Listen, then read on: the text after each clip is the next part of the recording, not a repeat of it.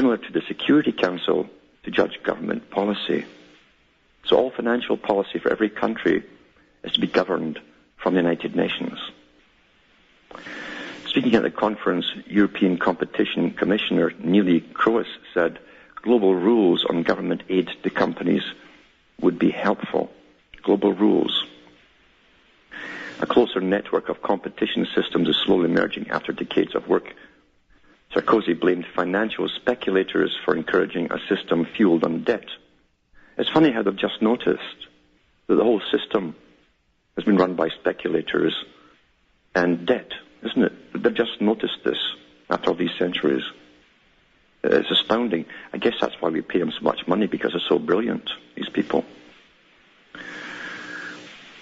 He called financial capitalism based on speculation an immoral system that has perverted the logic of capitalism. What is the logic of capitalism? What is it? It's a system where wealth goes to the wealthy, where work is devalued, where production is devalued, where entrepreneurial spirit is devalued, he said. That's a blend of the old capitalism and communism together. But no more. In the capitalism of the 21st century, there is room for the state, he said, government. So government is going to be totally involved, as it's been set up to be for a long time. These guys have been working hard for this, for long before we were born, to bring in the system. Government will be in bed, working, and directing all the financial systems and businesses. It really is that way already, isn't it? Because all the politicians have been CEOs of companies, and they're lawyers and so on, and they ping-pong back and forth between government, working as government agents or employees, back into CEO of companies. This ties in with Professor Carroll Quigley said in Tragedy and Hope, and his big book, The Anglo-American Establishment. He said that the future will be run in a feudal system, with the new feudal overlords being the CEOs of corporations. So it's already happened. For those who are indoctrinated in their tunnels, and I mean this sincerely, because people are indoctrinated into tunnels. You have left-wing tunnels and right-wing tunnels. And the left-wing tunnel sees the other group as the fascists. And in a sense, they're right. Where money and government is coupled together. But they're also wrong, because they don't realize that the fascist states created the communism. It's antithesis, the Hegelian dialectic, to bring this global system in. You can only bring it in through conflict, and that's what they've been doing. Blair called for a new financial order based on values other than the maximum short-term profit. The greatest entrepreneur I had the chance to meet was passionate about what he had created, not what he had accumulated. He said, it doesn't say who this was, though. It doesn't say who it was.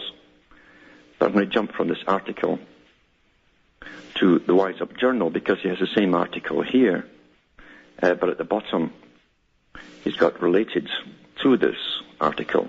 He's written a little blurb here.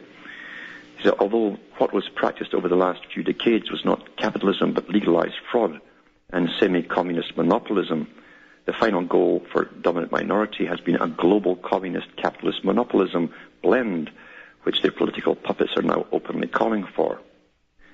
And he's got an interview with Norman Dodd. I've talked about him before, who went forward with the Rees Commission. And this interview, you can actually see the interview on, I guess he's got linked to YouTube or somewhere. And it says here, Norman Dodd and G. Edward Griffin took place in 1982. This interview, Norman Dodd headed the House of Special Committee, Rees Committee, an investigative committee of the United States House of Representatives. The committee investigated tax-exempt foundations and comparable organizations. Norman Dodd explains the committee's findings that tax-exempt foundations are merging communism and socialism and capitalism together within the USA, the final stage of what elites desire.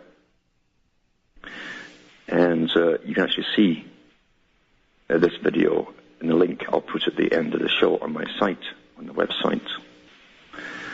But that's what you have. You have just a phase going through, and I knew this would come. Years ago, they'd bring this phase in, and it's not the final phase. As I say, they've got to eventually give you what Bertrand Russell wrote about. And he was privy to all this information, being a part of the big think tanks and debating groups that worked on it. He said eventually money will be used basically as a social control tool where governments will give out credits to everyone. You might work for a company or a factory or whatever it is, but you'll actually be paid by the government. And if you don't obey your government, they'll cut you off as punishment. I'll be back with more after the following break.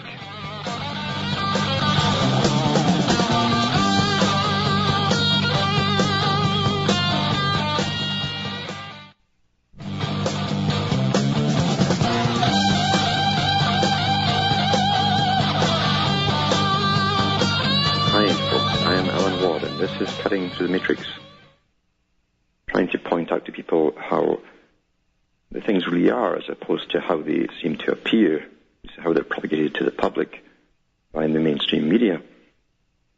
What they know at the top is that most of the people today are so damaged and so well indoctrinated, scientifically indoctrinated, that they drift through life and pretty well ignoring things that are happening to them. They adapt and adapt and adapt instinctively without really thinking through things. They adapt to inflation. They adapt to high taxation. They adapt to government rules. They adapt to men in black uniforms with machine guns. They adapt. But they never really think through things in any real depth at all. And this is abnormal behavior. It's abnormal. We're all born with the capability of self-preservation, and being aware of your surroundings is essential to self-preservation.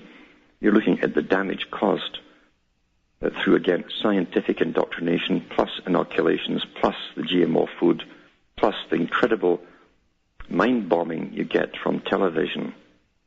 I've said to people before, you cannot watch television on a daily basis for entertainment and think critically at the same time. It cannot be done. It's scientifically designed to put you into a strange state, an alpha state, and it also indoctrinates you at the same time with the ideas and beliefs and opinions which the elite want you to have. Edward Bernays was a master at this technique. He understood it all back in the 1920s. And he helped set up the big Madison Avenue companies that do the marketing and make you want things. Actually make you want certain items you never even thought of before. He changed the culture to a great extent in America too, in various ways. These are sciences known to certain people who are taught, I'm sure, from archives of very old information.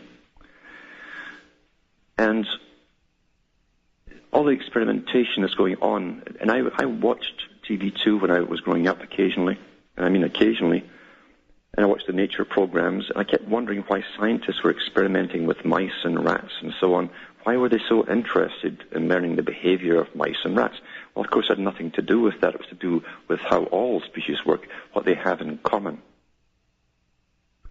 And eventually, they were going to work on man himself, physically. That's what it was all about, on understanding their behavior mechanisms. And here's an article. It's from a university in the U.S. It's from yfiles.org. This is not really a monkey. This is when she studied the effects of severe maternal deprivation under pioneering psychologist Harry Harlow, neuroscientist Mary Carlson probably never expected to see similar deprivation in human children, especially thousands of them. I'm reading this article to show you that the big boys in all their writings said they'd have to eventually destroy the family unit. That was a prime concern to them. And they've been pretty successful at that. They did it also by promoting promiscuity. And out of the promiscuity, they says, my God, we've got all these unwanted children, and we'll give you abortions, etc., which also dehumanizes us further to the loss of human life. We start treating human life itself as just another animal. They've been very successful with this. because that's how it's accepted now.